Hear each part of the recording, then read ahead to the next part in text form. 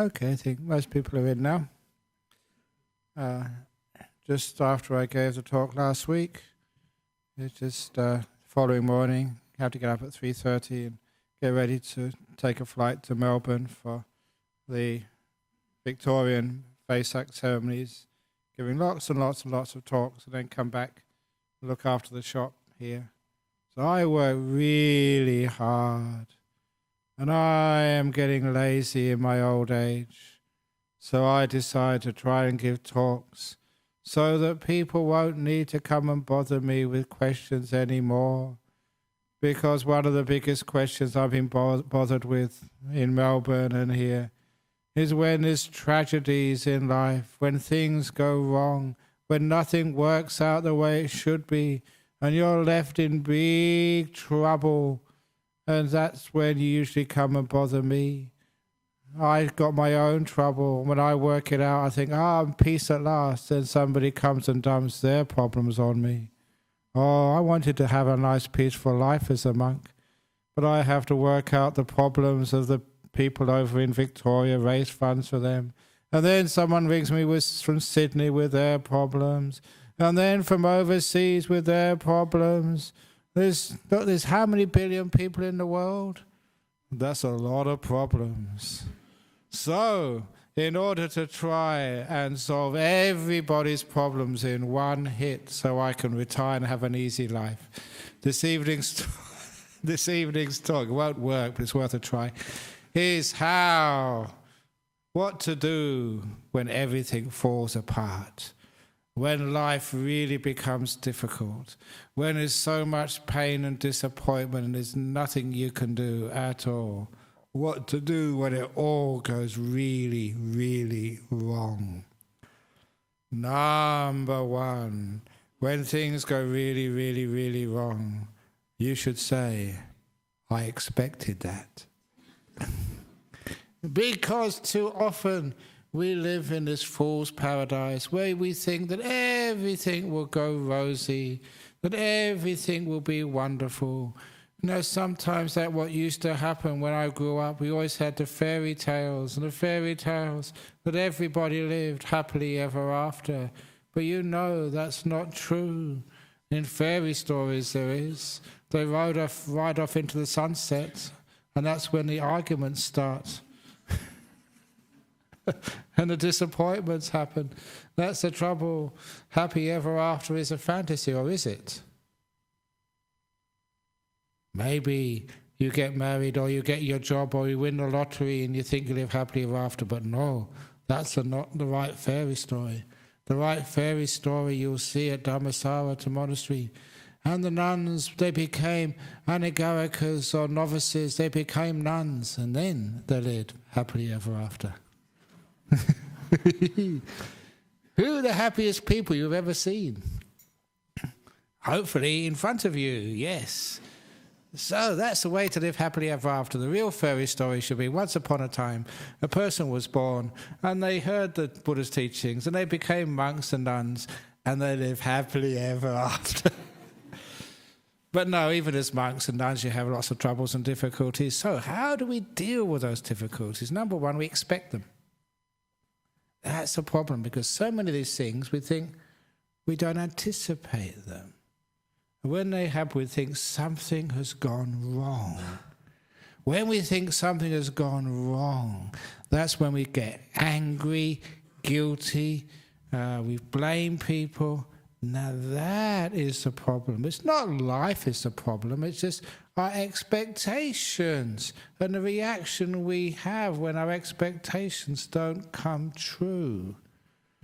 So, my advice, which I think I said last week, please lower your expectations. I love that. It's opposite to what everybody says in the world. Raise your expectation. Aim for the stars. If you aim for the stars, you fall a long way. So for me, lower your expectation. Have a much happier life. But especially understand this is part of life. And when it does get tough and difficult, there is a reason for that. As I said, I think last time, the 70% rule. If you always get 100%, you learn nothing. 30%, you get depressed. 70%, which is what most people have in life. Yes, sometimes you get things go wrong, the 30% of the time, but that is where we learn, that is where we grow. That's we realize there's something to be fixed up there, something to be done, something to understand, some work to be done. And it's because of the work we do, learning why did those mistakes happen, and making strategies so they don't happen again. It's not blaming and punishing, that never works, but learning. We say in Australia, that's the AFL code. The AFL code is nothing to do with football. It's to acknowledge, forgive, and learn. Whatever happens, acknowledge, yes, it hurts, a mistake has been made. Forgive it means not blaming others, not blaming yourself. Blaming yourself is guilt. And learning from it. And what do we actually learn? The learning is the best part. And one of the best stories I ever heard, which is a classic Buddhist story, which I change as I usually do. If you ever say these stories, don't just say them as I say them, change them, they adapt all the time. Let stories grow and embellish them. And that was a story of the man who was being chased by the tiger. This is a story which says what to do when everything goes terribly wrong. He was being chased by a tiger in the jungle, a man-eating tiger. And there's two things you should know about tigers. First of all, they can run much faster than you can. So if you're being chased, you're in big trouble. And number two, they like human beings for dinner. It's a delicacy, especially fat human beings, like monks. So anyway, this tiger was running after this man in the jungle. And what did the man do? He was really in big trouble. The tiger was almost at his heels. He saw a hole in the jungle, an abandoned well. Yes, it's exciting, isn't it?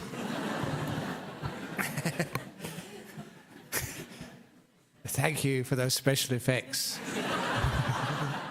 And he had no choice. He took a risk. He jumped into that well. And as soon as he committed to jumping into the well, that's when he realized he made a big mistake. Have you ever done that? You know, you take a risk and you find, big mistake. Because that well was dry, there was no water in the bottom. Instead of water, there was a big black snake crawled up into the bottom of the well. Instinctively, he reached to the side of the well and grabbed a root which was poking through the wall of the well. That stopped his fall. And when he sort of settled down and came to, he looked up.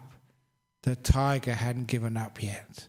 The tiger was leaning over the well, trying to paw him from above.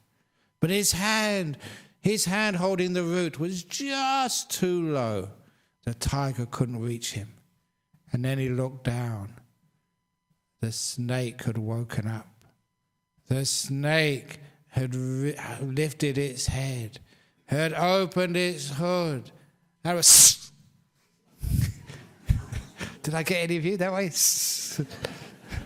Look, it's Friday evening. You've been at work.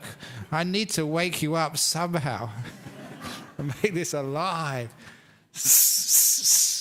Trying to strike his feet.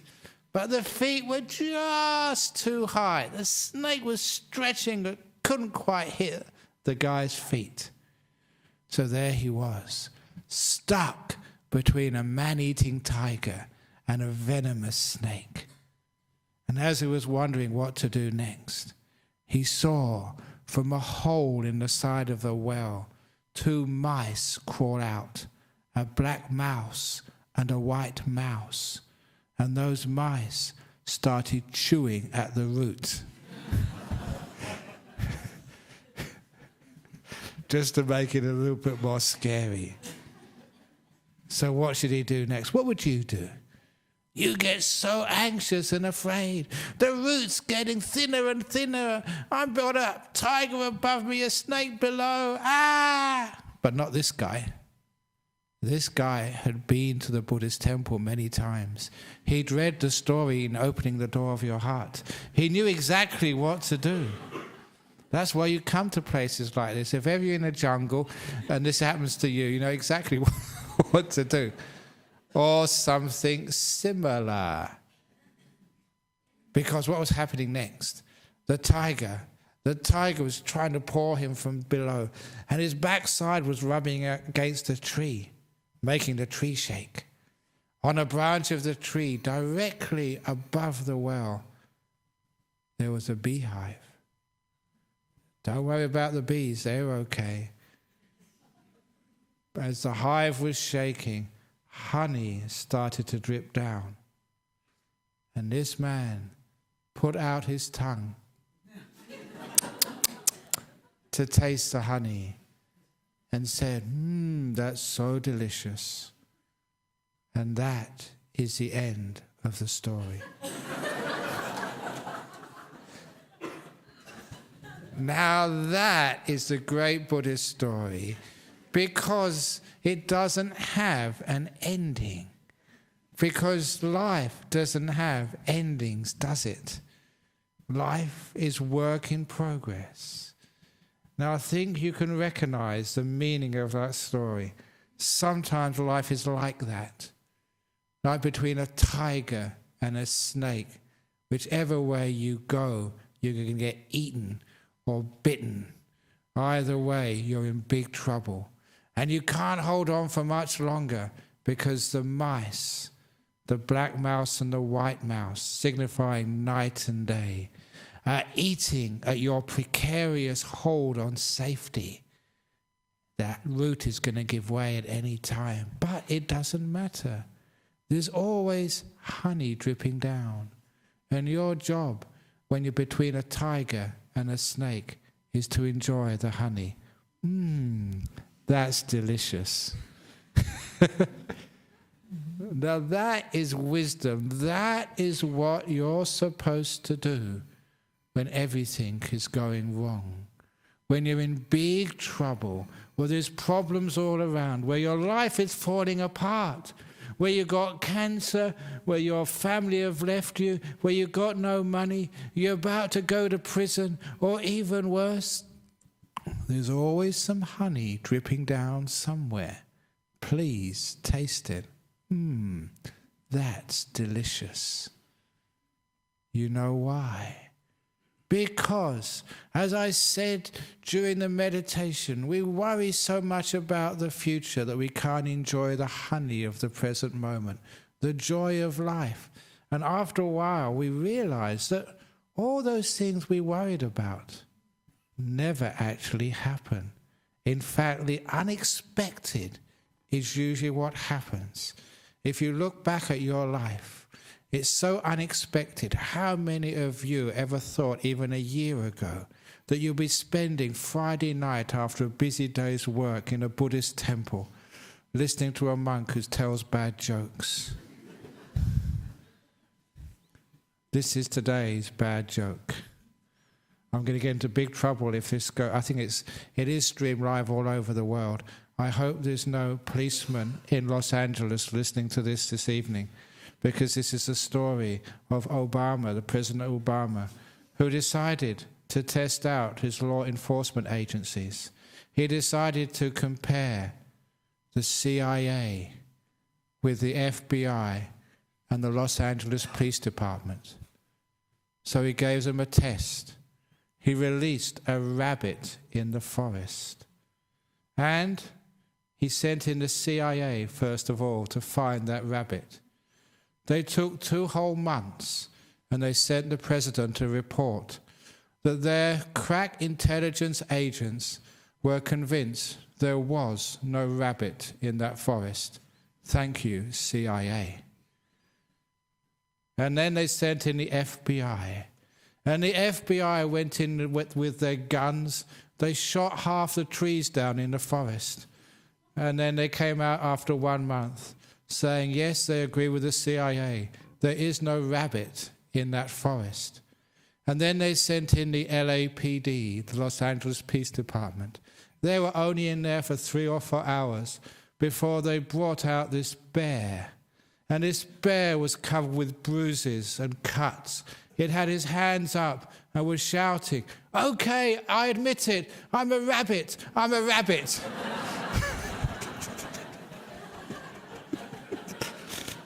I do apologize to anyone in the Los Angeles Police Department. But you do have a reputation. So I am the monk who tells bad jokes. But anyway, there's always some honey going on. You can always laugh at life, even sometimes when things are going wrong. Because life is a series of the unexpected, as I say. The idea that you'll be in a Buddhist temple listening to a monk tell a joke like that. Totally unexpected. So, I gave a possible outcome to that story, which is likely. In my outcome to that story, because I always look at the positive side of life. As I said, I think last week or a week ago, Malaysia 2 or 3 weeks ago, I'm going there again next week. Next Friday I'll be in Malaysia giving some more talks for another temple's Waisak ceremonies. Life, what happens, as I told the story in Kuala Lumpur a couple of weeks ago, the title of my series of talks was Don't Worry, Be Happy. And I had to explain to people, what does worry actually mean? Anxiety is looking at the future with a negative mind. In other words, thinking of all the things which will go wrong when you look at the future. And that is a very unskillful way of looking at the future. That's called worry. The other way of looking at the future, if you're going to look at the future at all, look at all the things which might go right. That's called hope. So remember what I said? If you're going to look at the future, don't worry, be hopey. Remember? Not happy, because they said be happy. I said, no, be hopey. I like inventing new words for the English language. So remember, if you're going to look at the future, don't worry, be hopey. I think you understand what I mean. So, there you go. Tiger above, snake underneath, the mice eating at your precarious hold on safety. Don't worry, be hopey. And so I worked out what might happen. That tiger leant a little bit too far. You know what it's like when you're greedy, when you really want something, you can't quite reach it, you just reach a little too far. How many times has that happened to you? You reached too far, and the tiger fell into the well. Fortunately, he just missed the man, but fell right on top of the snake, crushed the snake to death, and broke its own neck at the same time. That way, both of them being killed, that man could climb out of the well at his leisure and walk happily home again. All his worries were overcome because of the unexpected. Now that's one of the problems when life starts to go wrong. There's always some honey. Eat and enjoy that honey, because the future is not what you expect it's going to be.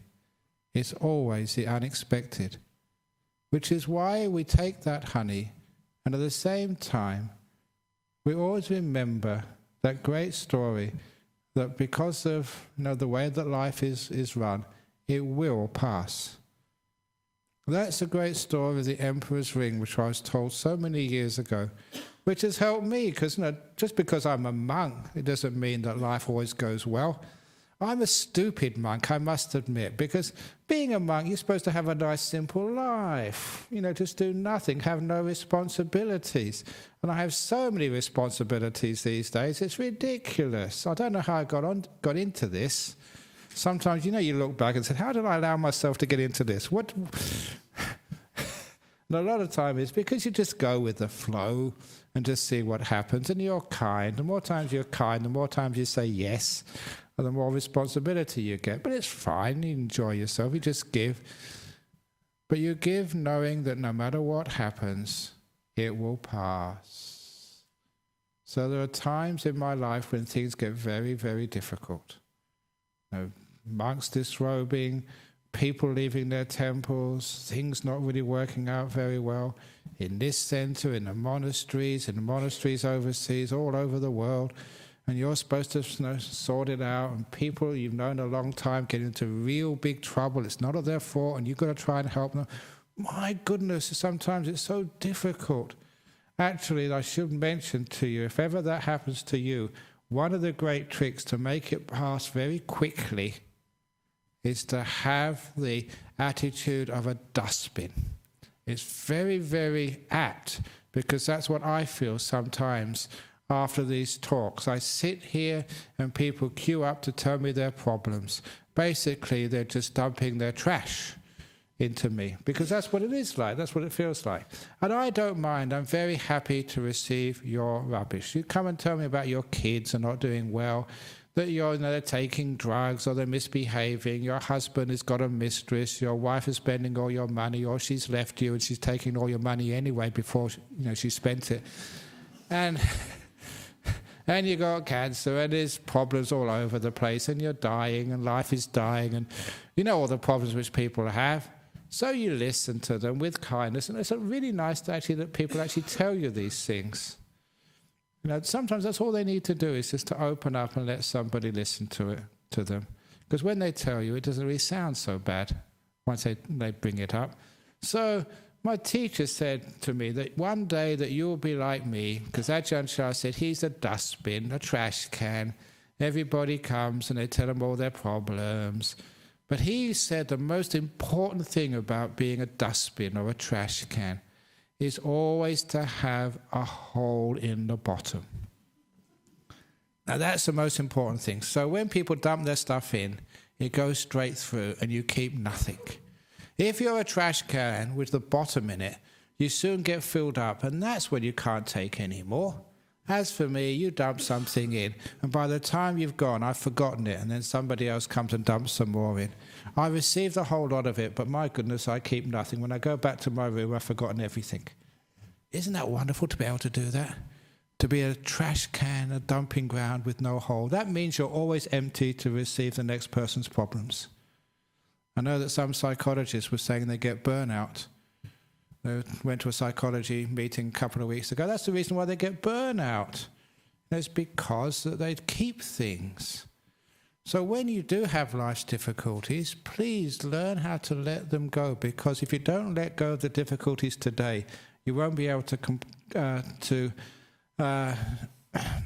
be able to cope with the difficulties which are coming tomorrow. The difficulties keep on coming, but they do pass. That's a wonderful thing about that story of the emperor's ring, because the story became this emperor. You know who the emperor is, don't you? It's you. You're the emperor of your life, of your body, of your little family, of your world. The emperor in this story, a young guy who hadn't got much experience. Every time life was going well, he thought this is the way life should be, and he would have parties and have fun and have feasts and have holidays and have a wonderful time, which is fair enough. When life goes well, enjoy it. But because he took the good times for granted, he never realized that even the good times will pass. It meant he didn't prepare himself for when the difficult days came. And when the difficult days did come, number one, he never expected it. Number two, he didn't know how to cope with it. So he ended up getting depressed and angry at others and angry at himself for making mistakes. He just was incompetent. He couldn't do anything. He stayed in his room and sulked and cried and got angry and upset. That's no way to solve problems. So this emperor, he had all these ministers who were supposed to help him. But if you're a minister looking after a king, you can't tell the king what to do. He won't listen. You know what it's like having a husband? He won't he won't listen. And same with the wife, she won't listen either. So you've got to be smart, you've got to be sneaky. So the ministers, what they did, they got this ring, a simple ring, but on the outside of the ring were written the timeless words, "This too will pass." They engraved that on the outside of the ring. And I've told that story many years ago.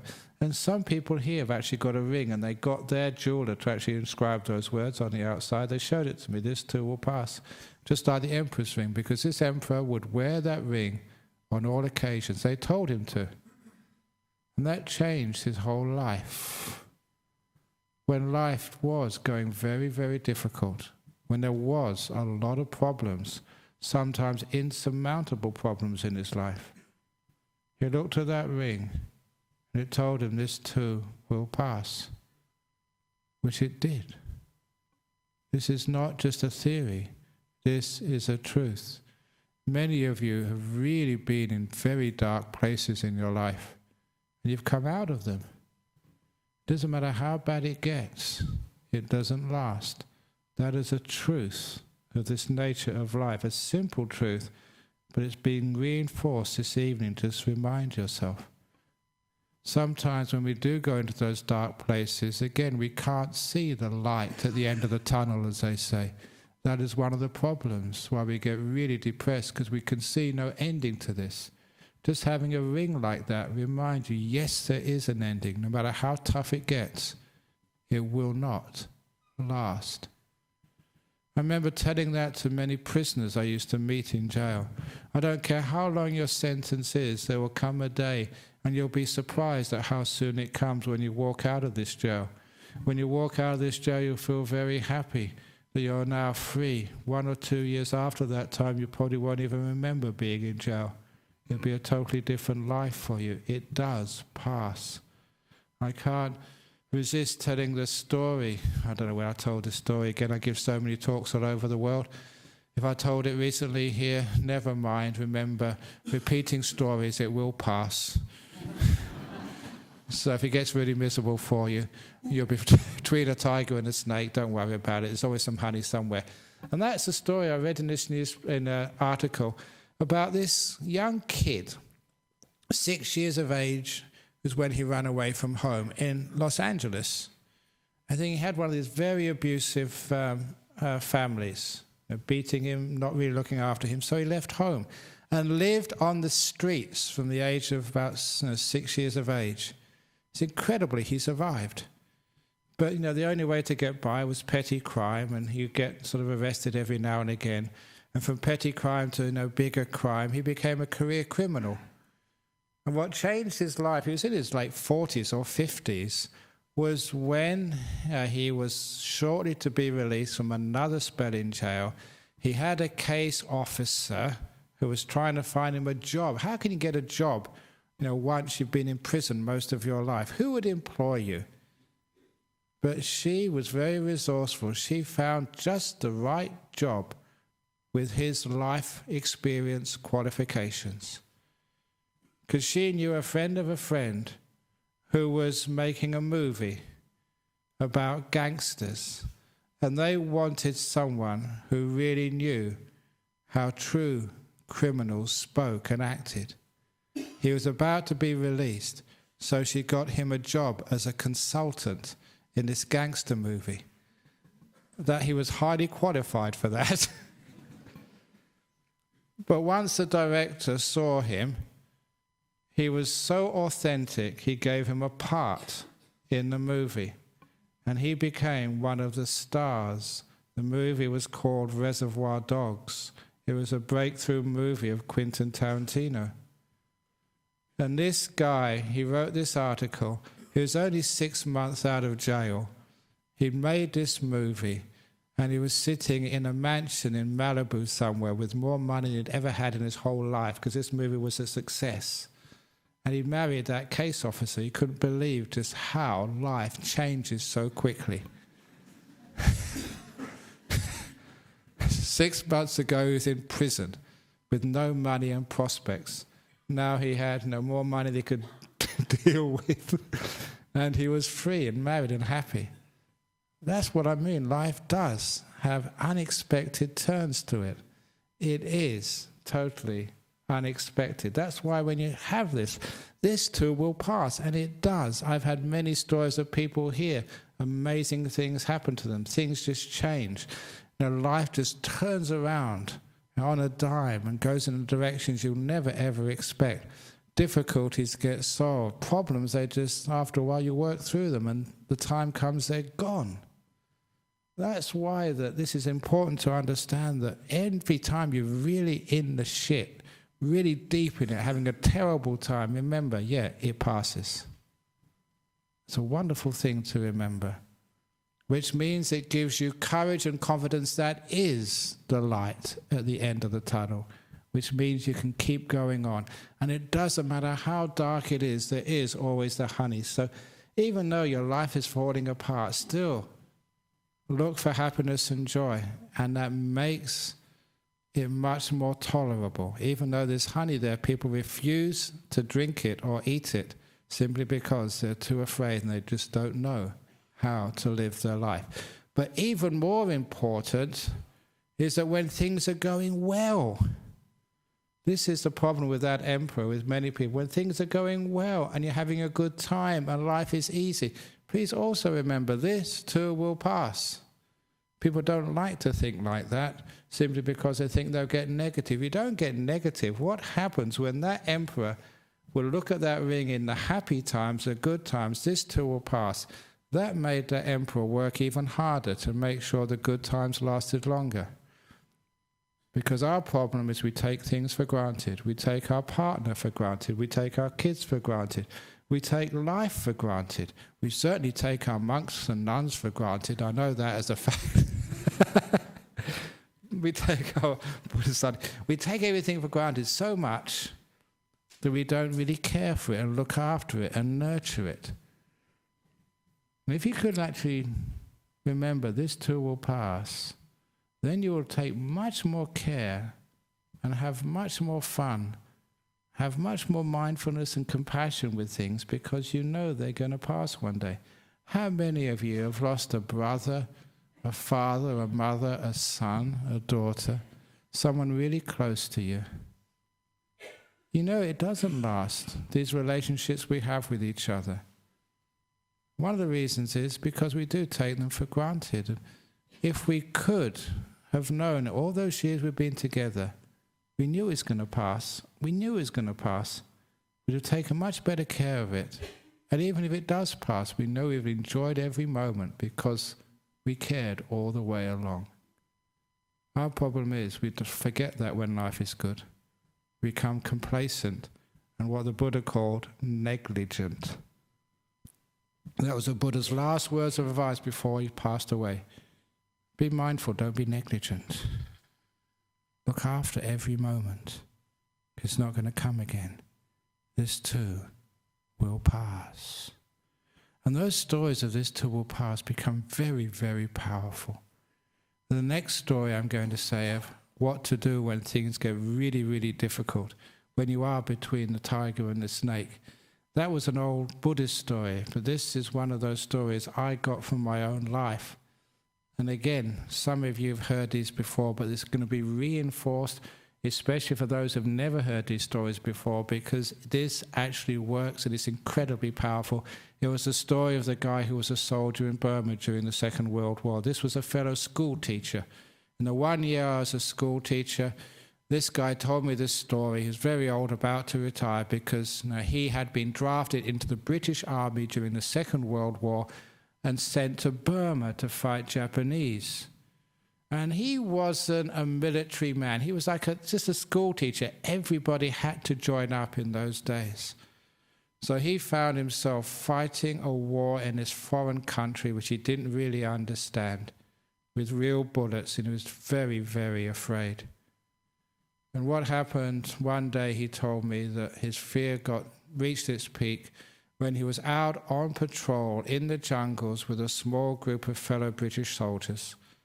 And the captain, or rather scout, came back to tell him the news that they had stumbled into a huge number of Japanese troops. They were vastly outnumbered, and now they were surrounded. And there was no way out. He thought he was going to die. This was war, surrounded by the enemy, outnumbered, about to die. Now, those of you who've ever known people who've fought in wars or battles, you'll know from just the tales of soldiers that no one ever knows who's going to be the hero and who's going to be the coward. These big, strong guys, sometimes in those terrible situations, they just fall apart, where these little guys, you never think would be the hero, stand up for the occasion and they become tall. They're the heroes. And this was this guy. He said, he had all this great heroism coming through his system. He decided to be the hero. He told the captain, let's fight our way out. The chances of anyone surviving are 0. But who knows, sometimes, somebody might survive. They certainly survive in the movies, but against all the odds. Who knows? And anyway, even if we do all die, we take some of the enemy with us into death. That's the heroic thing to do. That's what real men do. So he wanted to fight his way out. But his captain said, no, we will not fight our way out. That's an order. And they had to follow that order. Instead, said the captain, I order you to all sit down and make a cup of tea. And I often say at this point, it was the British Army, after all. And he couldn't believe this order. Make a cup of tea when we're surrounded by Japanese troops at war, outnumbered, about to die. How can you think of having a cup of tea? But an order was an order. They had to follow it. He thought this was the craziest thing he'd ever done in his whole life. But it was to save his life. Because what happened, by the time, even before they'd made their cup of tea, the scout came back, whispered something in the captain's ear, and the captain got all the troops together and said, the scout has said, the enemy has moved. There's a way through. Put your stuff away quickly. We can crawl through this gap and all escape. And of course they all did, which is why he could tell the story. And he said he'd owed his life, not just once, but many times, to the wisdom of that captain. When there's nothing to do, when you're surrounded and about to die, what should you do?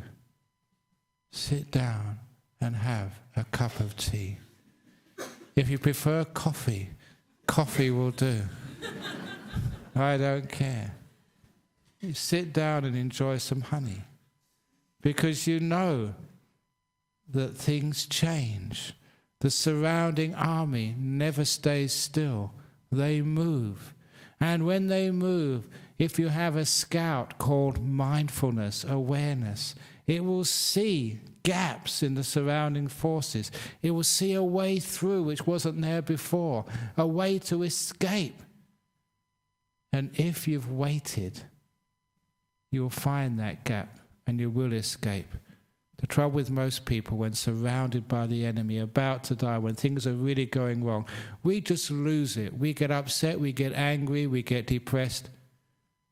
We don't know how to have a cup of tea and enjoy ourselves just before we're about to die. And then we find we don't die. We enjoy ourselves, we wait, situation changes, and then we can make our move and escape with our life. He said later on he had cancer, terminal cancer. He thought he was about to die. He remembered that story about when he was a soldier, surrounded by the enemy, no hope, by these tumors or whatever else he had. He didn't tell me what cancer it was.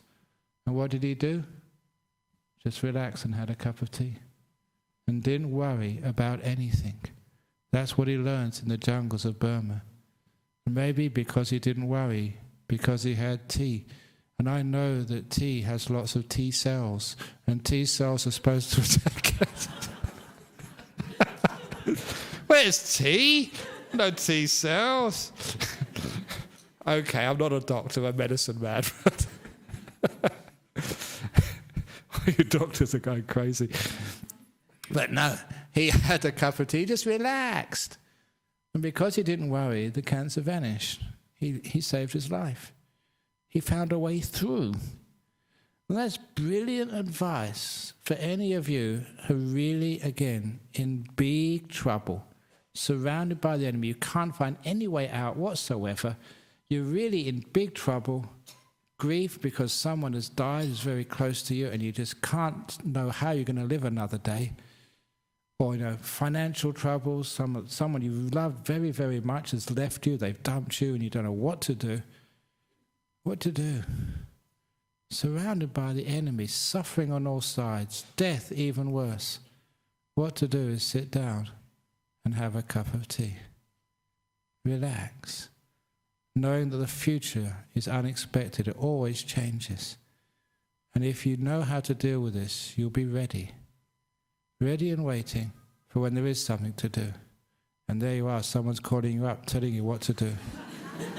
You waited long enough. So this is how we deal with those big problems. And when it is something to do, then you're ready. Which is why in brief, when there's nothing to do, then do nothing. Rest and enjoy yourself. That is enjoying the honeys, which are always there. We miss so much joy in life because we're worried so much about the future, about what might go wrong. Do you have happy times? You don't have enough because we're worried about things. If there's something you can do, yes, do something. But there's nothing you can do, just enjoy the honey, have a cup of tea, enjoy the moment. Even though everything is going wrong, enjoy it, please. Why not? There's nothing else you can do. Not only are you keeping your mind alert, you are giving yourself energy and happiness and hope. It means you're preparing yourself to act. So when there's nothing to do, do nothing.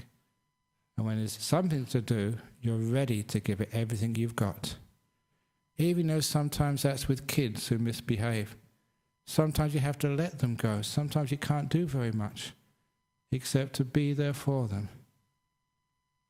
When they give you a call, when they come and ask you, Mum, I now need your help.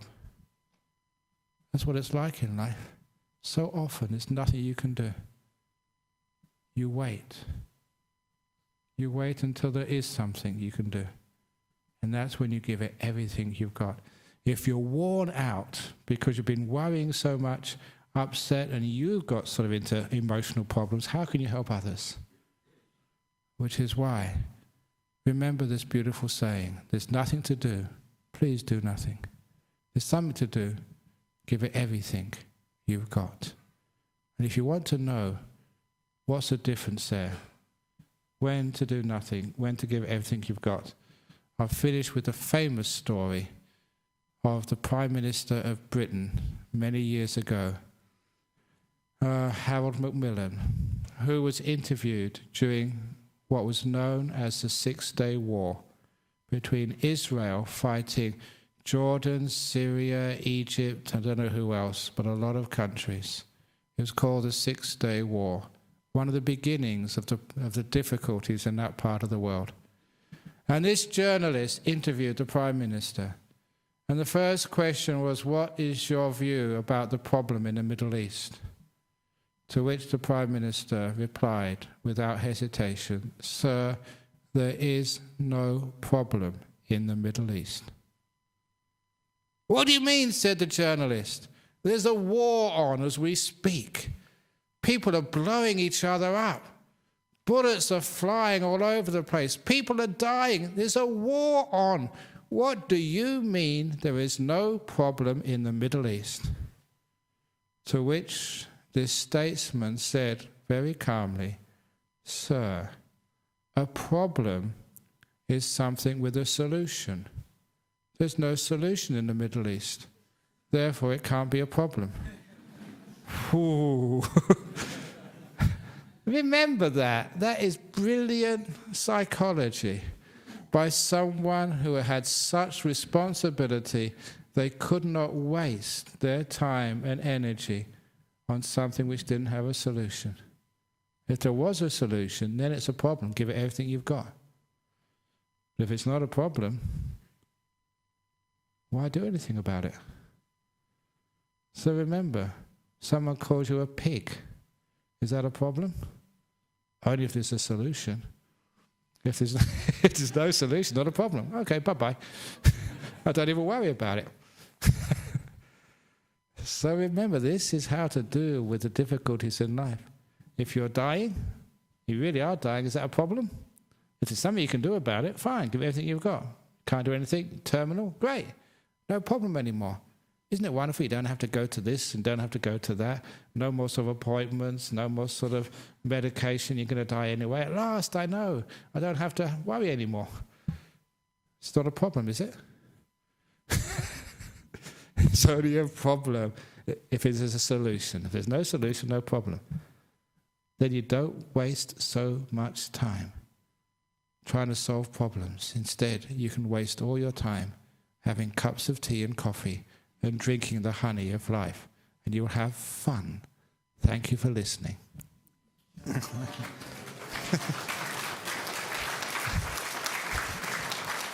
Okay, you got a question from the floor first of all, before we go to the questions from Philadelphia, Netherlands and India.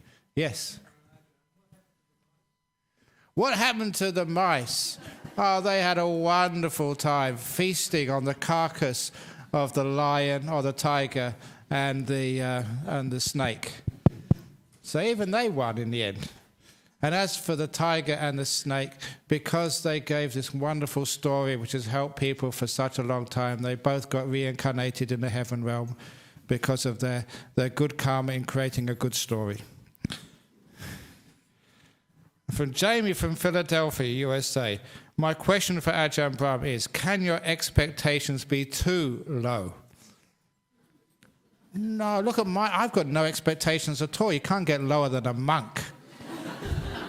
I just live in no expectations at all. I don't expect anything. No money, no superannuation when I just don't expect anything. No praise, don't even get a cup of tea sometimes.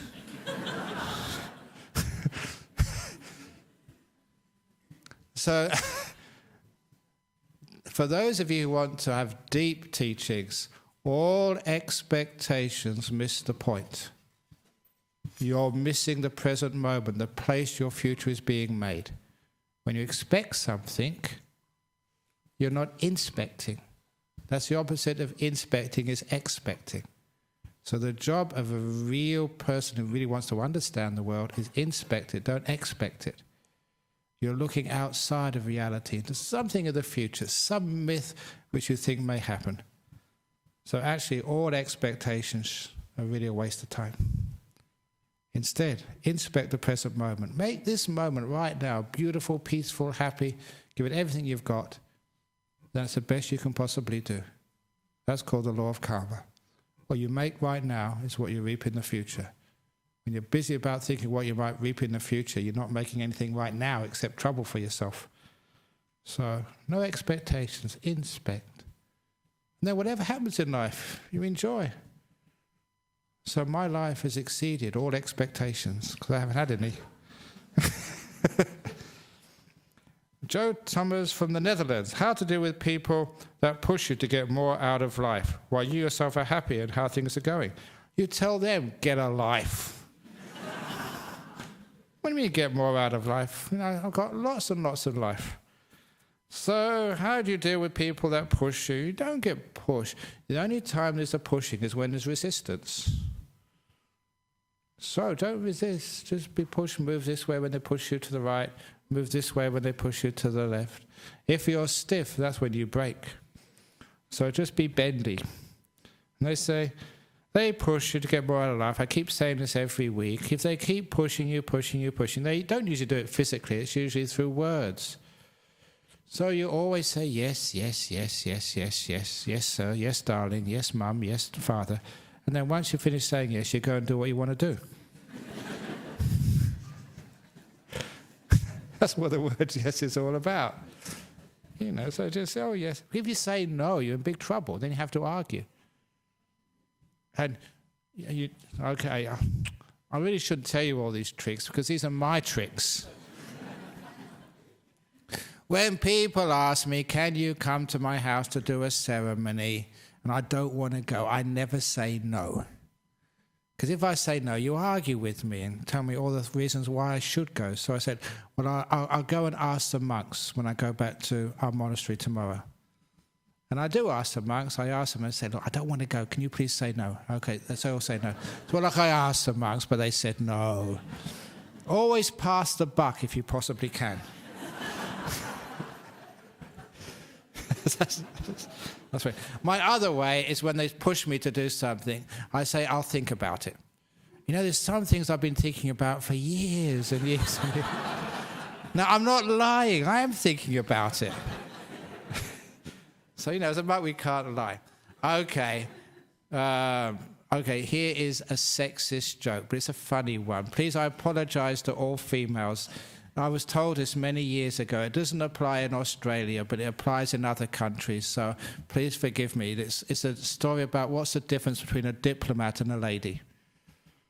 I'm going to get into trouble for this, but it's too late now. The difference between a diplomat and a lady. If a diplomat says yes, they mean maybe. If they say maybe, they mean no. If they say no, they're not a diplomat. Diplomat can't say no. They say, well, maybe, and that means no. If they say yes, it means maybe. And a lady, no, I shouldn't say this. If she said no, she means maybe. If she says maybe, she's a lady. She means yes. If she says yes, she's not a lady. I'm in trouble for that. I apologize, please. I'm sorry. There's a funny story when I heard it 20 years ago. Oh, I'm going to get hit for that, I'm sure. I'm going to get out of here quick before I get into too much trouble. But you can see the funny side of it. No, ladies 20 years ago. Anyway, so just don't allow yourself to be pushed. Have all these. This is really important because sometimes we get so much peer pressure, and we never do what we really want to do in life, and we never feel that we've got that fulfillment in life. Always doing what other people do. Always wanting to please others. And if that's your life, always trying to live up to other people's expectations and please others, you never please anybody, least of all yourself. So there comes a time you just relax and be yourself, and then you live up to everybody's expectation, become a very confident, happy person, which is what everybody wants of you anyway. Anyway, lastly, Mona from India. What do you have to say about people who commit suicide when things go wrong before their mental, physical, and financial limits? This is one of the problems. That's not really the right way to deal with things when you feel they're beyond your mental, physical, and financial limits. They are beyond your physical, mental, and financial limits right now, but not in the future. It will pass. Hang in there. This too will pass. It's the light at the end of the tunnel, which gives you that hope. Yes, it's going to get better, because it usually does. Don't worry, be hopey. And this is the trouble. People commit suicide because they can't see that light at the end of the tunnel. They can't see any way through that situation. That is the big problem. Just to give that hope, to give that opportunity. Yes, you've got a tiger above you, a snake underneath you, and you've got this black or white mice are going to be eating at your precarious. You can't hold on for much longer, but you don't know what might happen next. So that means that you do have, through these teachings, you do have the mental and physical and financial width and strength and wisdom to be able just to hold on for a bit longer. And you see things, they do change. I don't know how many people here have been really under it, and really sort of, you have being able to recognize that it's like being surrounded by the enemy, and it looks really, really bad. But you've just hung in there, because you know it will pass, and you found out, yes, you've had actually success. You've got through it, and you know the way past it. Many people have done that. So suicide is not the solution, because in Buddhism, if you kill yourself, you're still there afterwards. Your stream of consciousness is still there afterwards, and you think, I can't even kill myself properly. I'm still there afterwards. And that makes you really depressed.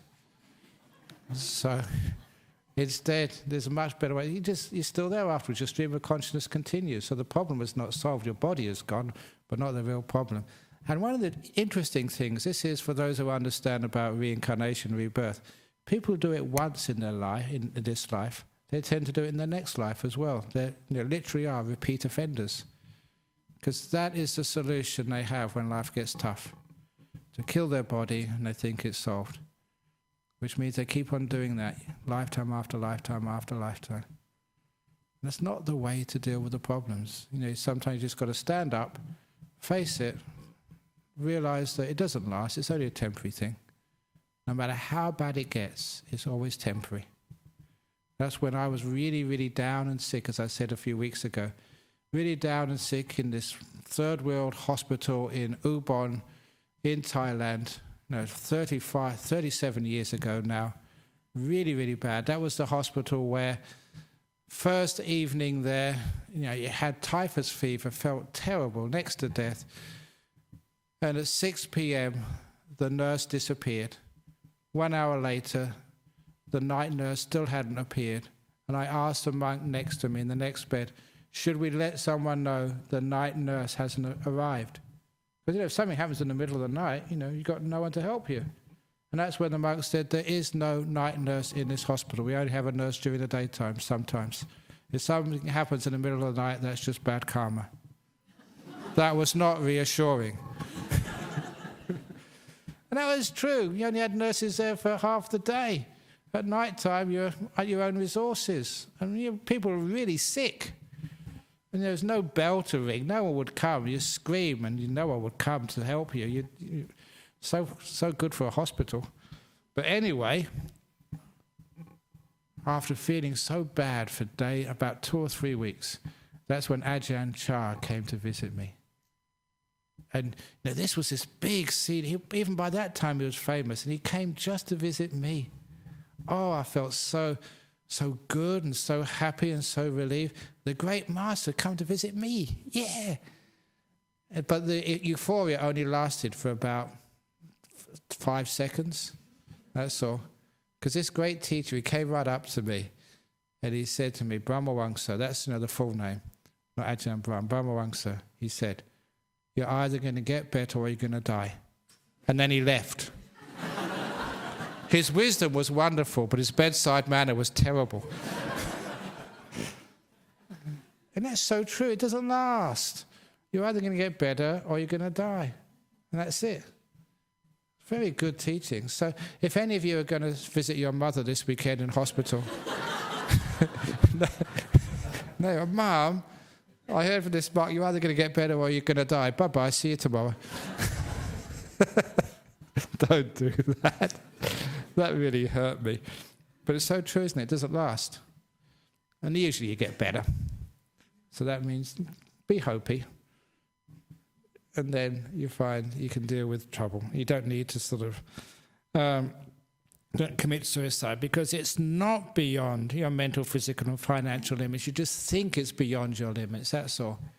And it may seem to be beyond your limits today, and it might be an accurate description. You don't know what's going to happen tomorrow.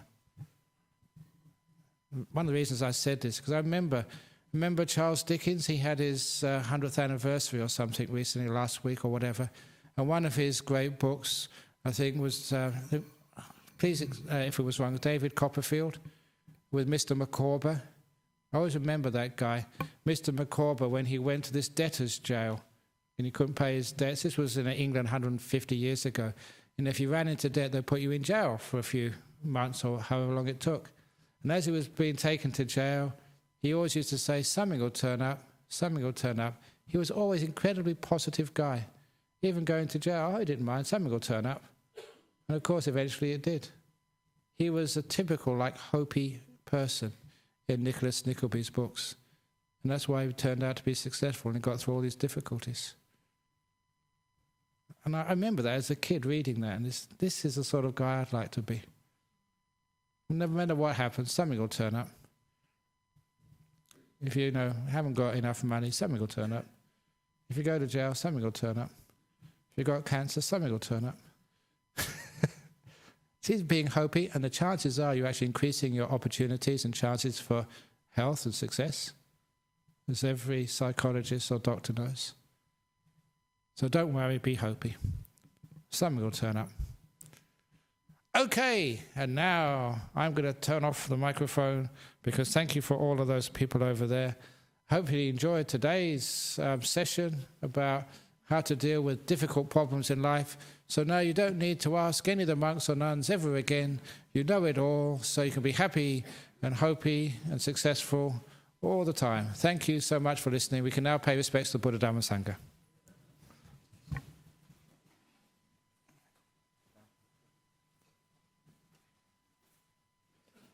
Arahang Samma Sambuddho Bhagava Buddhang Bhagavantang Abhivademi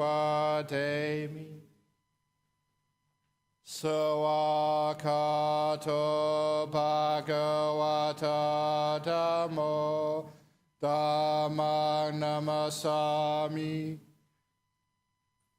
Supatipano Bhagavato Sawaka Sangho Sanghang Namami